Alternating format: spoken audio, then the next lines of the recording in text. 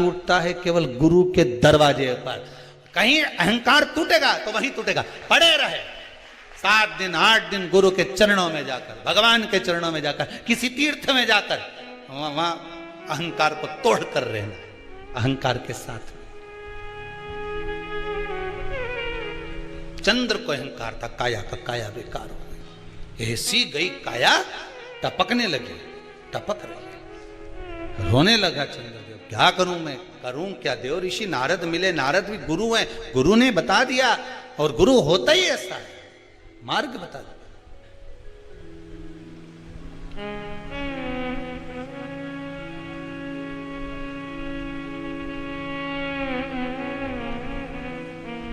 गुरु होता ही ऐसा है।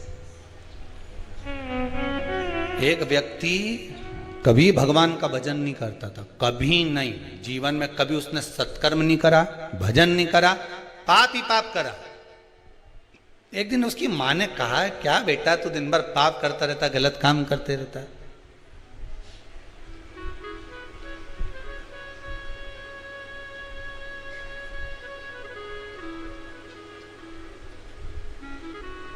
अच्छा देखो, 3 सोते हुए अच्छे लगते हैं, कौन?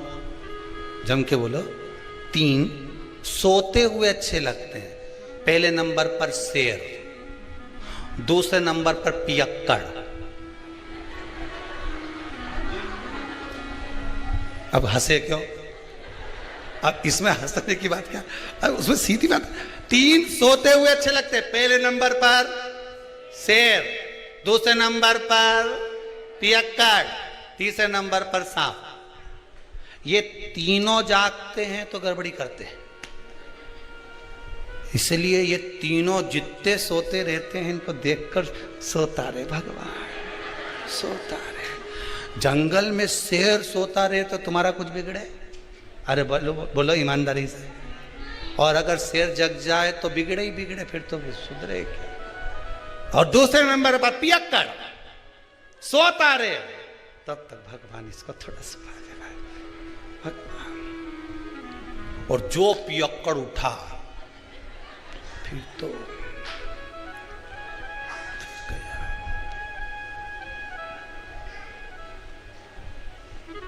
और तीसरे नंबर पर सांप सोता हुआ अच्छा लगता है। कोटर में भरा रहे, एक छिद्र में पड़ा रहे, सोया रहे, अच्छा है। और सांप जब जग जाए तो बिना पुंगी के भी पुंगी बच जाए। ये 3 सोते हुए ये जगे, इनने गड़बड़ी करी,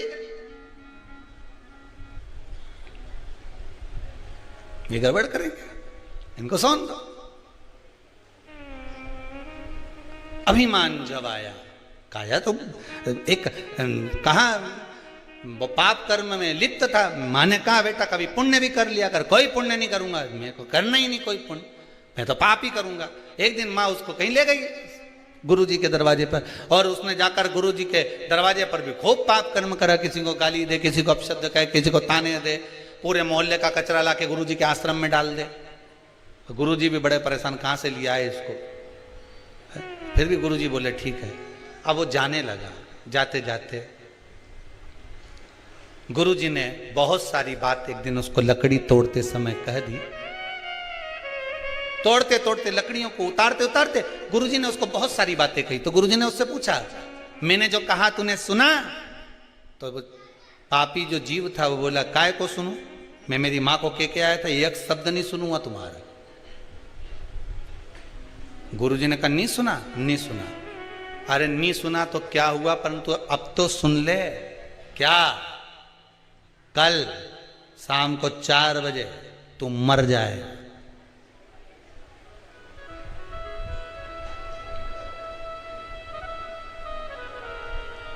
मरेगा ये पक्का है, पर अगर मर भी जाए ना, परमात्मा के सामने भी पहुंच जाए तो परमात्मा से कह देना जो लेने आए उससे एक ही बात कहना। वो पूछेंगे तेरे से कि पहले पुण्य भोगेगा कि पाप भोगेगा, तो कह देना पाप भोगूंगा और पुण्य को मुझे मेरी आंखों से देखना। बस इतना कहना और कुछ मत कहना, जा। अब इसको तो लगा कोई गुरुजी कोई सत्य बोलेंगे कि मैं 4 बजे मर जाऊंगा, और जैसे ही 4 बजे दूसरे दिन तो निपटी गया, मर गया। मरकर यमराज की कैद में गया तो यमदूतों ने ले जाकर इसको यमराज के सामने खड़ा करा। यमराज ने कहा, बता पुण्य भोगेगा कि पाप भोगेगा? तो क्या, पाप तो भोगूंगा पर पुण्य अपनी आंखों से देखूंगा। तो दोनों में से पहले क्या करना चाहता है? तो उसने कहा, पाप भोग लेता हूं और पुण्य अपनी आंखों से देख लेता हूं, बस बता दो। अब इतने में यमराज ने कहा, ये कोई बात होती है कि पुण्य अपनी आंखों से देखेगा? मर गया क्या पुण्य क्या खाक देखेगा? नहीं, मैं तो अपनी आंखों से देखूंगा। यमराज इसको ले गए, इसको नरक का भोग भुगताते भगवान ब्रह्मा जी के पास पहुंच गए। ब्रह्मदेव ने पूछा, हुआ क्या प्रभु? समझ में नहीं आ रहा है। ये एक ही बात लेकर बेटा कि पाप का भोग भोगूंगा और पुण्य अपनी आंखों से देखूंगा। अब ये मर के आ गया तो क्या पुण्य क्या खाक देखेगा? ब्रह्मा जी बोले, तुम अपने काम में लग जाओ, मैं सब निपट लूंगा। ब्रह्मा जी ने उसको रोक लिया, भैया क्या बात है? उसने कहा, बस एक ही बात है, मेरे को पुण्य अपनी आंखों से देखना और पाप भोगना है। तो ब्रह्मा जी ने कहा, तुमने पाप भोग लिया ना? हाँ भोग लिया, अब पुण्य दिखा दो। तो ब्रह्मा जी ने कहा, भैया पुण्य केवल इतना सा है कि मरने से पहले तूने गुरु की एक बात मान ली और यहां आकर उस बात को कह दिया कि पाप भोगूंगा और पुण्य अपनी आंखों से देखूंगा। तूने गुरु की मात्र एक बात मानी, इसलिए तुझे मैं ब्रह्मा का साक्षात दर्शन हो गया। एक बात अगर तूने आज गुरु की मानी है तो ब्रह्मा का दर्शन हुआ है। ये शिव महापुराण की कथा वेदव्यास जी महाराज 24,000 श्लोक को, शिव महापुराण के इन संवादों को, इन श्लोकों को, इस शिव महापुराण को, भागवत आदि पुराणों को अगर वेदव्यास जी ने लिखा है और किसी ब्राह्मण के मुख से आप श्रवण कर रहे हैं, एक संवाद, एक शब्द भी अगर आपने अपनी जिंदगी में उतार लिया तो यह पक्का है कि पुण्य तुम्हारे सम्मुख में आकर खड़ा हो जाएगा और परमात्मा का, मेरे शिव का एक ना एक दिन दर्शन जरूर हो जाएगा। यह पक्का है। आप मानो, उसका स्मरण करो। पर हम सोए हुए हैं, ये जाने वाले। देव ऋषि नारद मिले, सम्मुख में प्राप्त हुए। चंद्रदेव ने हाथ जोड़कर पूछ लिया, बताइए प्रभु नाथ, ये काया जो गिर रही है, काया जो नष्ट हो रही है, इसका कोई उपाय हो तो अवश्य बताइए। कोई उपाय?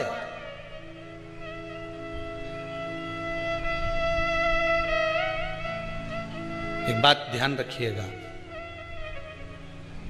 यदि काया का रोग हो गया, मान लो शरीर कहीं से सफेद पड़ रहा है, कहीं से काला पड़ रहा है, शरीर में से खाल की फुकड़ी निकलना प्रारंभ हो गई हो, शरीर में काले काले चट्टे पड़ना चालू हो गए हों, या कोई विशेष रोग हो गया, कोई विशेष। एक सुंदर बात लिखी हुई है इस पत्र में।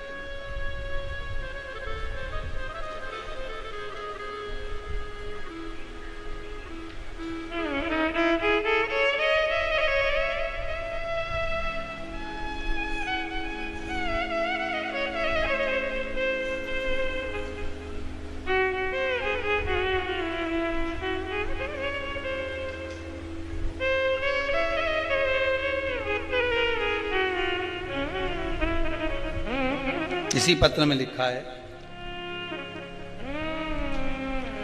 इनके कोई रिश्तेदार को ब्लैक फंगस की बीमारी हो गई थी। कर आप अपने जीवन को, ये पूर्णिमा शिव महापुराण की कथा कहती है, शरद पूर्णिमा आ रही है, कुछ नहीं करना, पीपल का एक पत्ता, उस पत्ते पर थोड़ा सा चावल, थोड़ा सा चावल, पूर्णिमा की रात्रि को अपने हाथ में लेकर, अपने नयनों से लगाकर, शरीर पर से स्वयं उतार कर उसको दरवाजे के पास रख दीजिए। पूर्णिमा की रात्रि को पूर्ण होने पर उस चावल को दूसरे दिन सूंघ कर बहते हुए पानी में डाल दीजिए।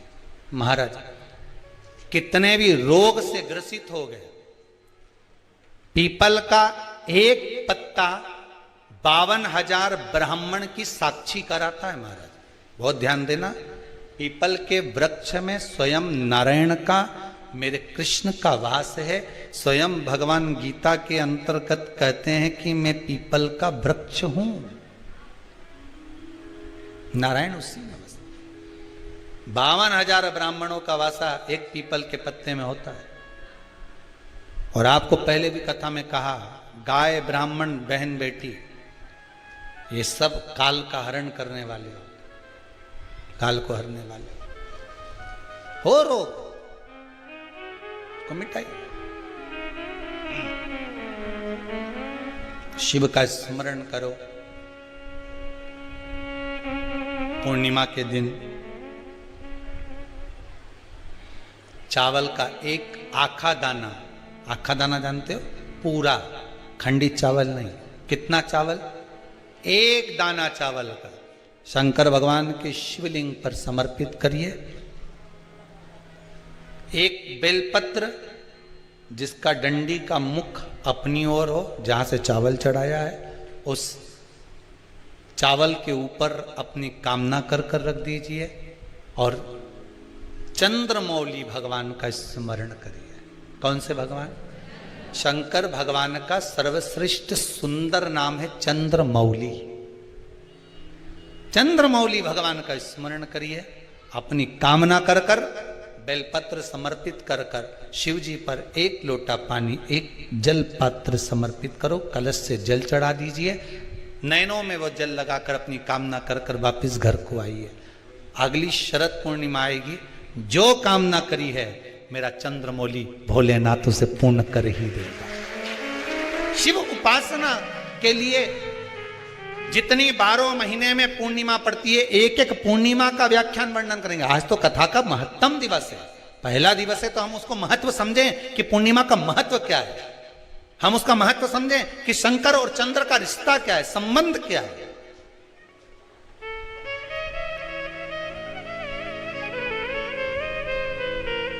भगवान ने जितनी पूर्णिमा बनाई है, जितने नक्षत्र बनाए, जितनी घड़ी बनाई, जितना पल बनाया, जितना समय बनाया, ये शंकर भगवान ने जो बनाया ये गलत नहीं बनाया, श्रेष्ठता के लिए बनाया, जग के उद्धार के लिए, संसार के उद्धार के लिए बनाया। अब उसका प्रयोग आप करें ना करें या आपके ऊपर है। आप उसका प्रयोग कर रहे हैं ना कर रहे हैं, ये आपके ऊपर, पर जो बनाया है मेरे भगवान।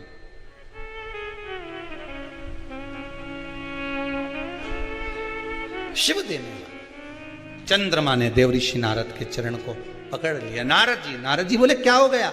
बस मेरा अहंकार था, इतना अहंकार मुझे काया का था कि मुझे काया के अभिमान में मैं अपने गुरु की धर्म पत्नी को भी अपशब्द कह गया, उसको भी मैंने गलत दृष्टि से देख लिया। जब व्यक्ति को धन का अभिमान आता है, अहंकार काया का हो, धन का हो, वैभव का हो, सत्ता का हो, जिस चीज का व्यक्ति अभिमान करता है उसमें सब कुछ भूल जाता है कि ये मेरी माता है, कि ये मेरे पिता है,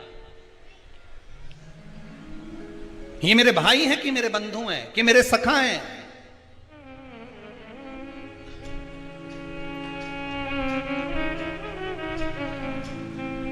एक व्हाट्सएप पे एक मैसेज भेजा था किसी ने, उसमें लिखा था, गुरुजी भगवान से प्रार्थना करवाना कि जैसे नवरात्रे में हमारे घर की बहुएं, हमारी घर की बेटियां इतना सुंदर सुंदर श्रृंगार कर कर सज कर इतनी जोरदार जोरदार गरबा करती हैं, इतनी एनर्जी इनको जो नवरात्र में माता जी 9 दिन देती है, ऐसी ही एनर्जी दीपावली पर लिपाई पुताई और पुछाई के लिए दे दे।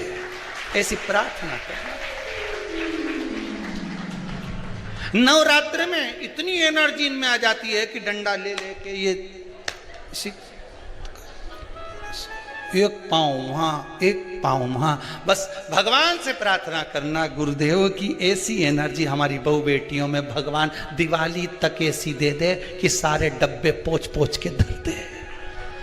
घर में जितना भी झाड़ू पोछा है, ये अच्छी टेबल पे चढ़ी यूं मार, समझ ले गरबा खेल रही।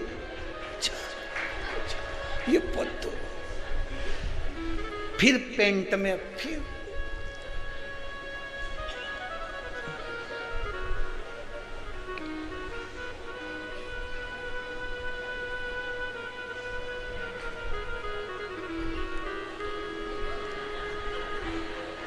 अब वो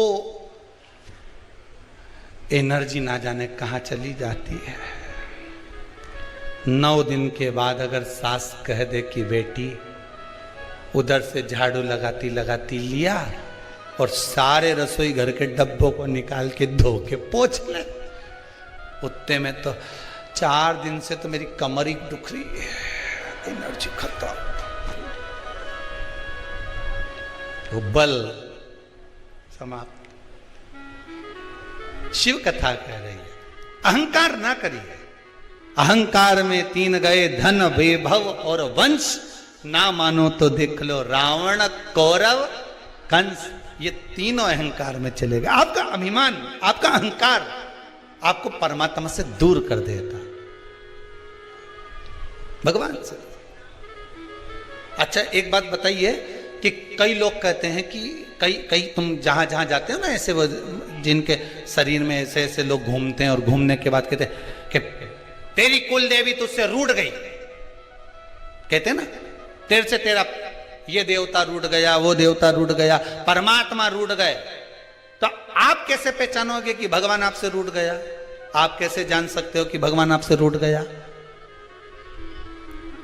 हमने देवी जी को धोख नहीं लगाई तो देवी जी नाराज हो गई, हमने पिताजी को धोख नहीं लगाई तो पिताजी नाराज हो गए, हमने वो देवता के ये नहीं करा तो वो नाराज हो गए। आपको कैसे मालूम पड़ेगा कि देवता नाराज होते हैं? देवता नाराज होते हैं, याद रखना, संसार में देवता अगर नाराज होते हैं तो कभी किसी का अहित नहीं करते। बहुत ध्यान देना इस बात पर, कभी अहित नहीं करेंगे देवता अगर नाराज होंगे।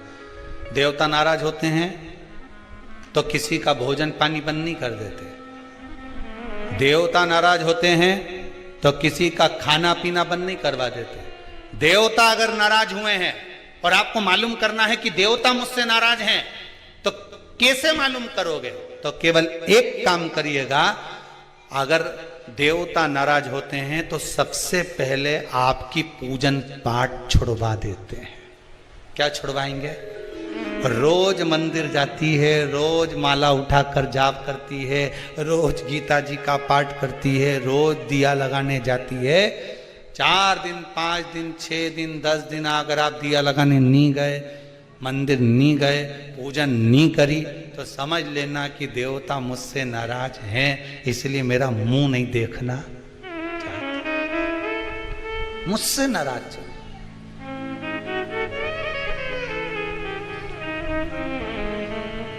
लक्ष्मी नहीं आ रही घर में, देवता नाराज है? नहीं नहीं नहीं, लक्ष्मी नहीं आ रही उसके लिए देवता नाराज नहीं है। लक्ष्मी नहीं आ रही उसके कारण तुम्हारा अहंकार है। भगवान ने जब दिया था उसको सत्कर्म में नहीं लगाया था। एक बात इससे पहली वाली कथा में कही थी, शरीर चले और तुम्हारे, याद है तुम लोगों को? बस उतना ही याद कर लो, बहुत है।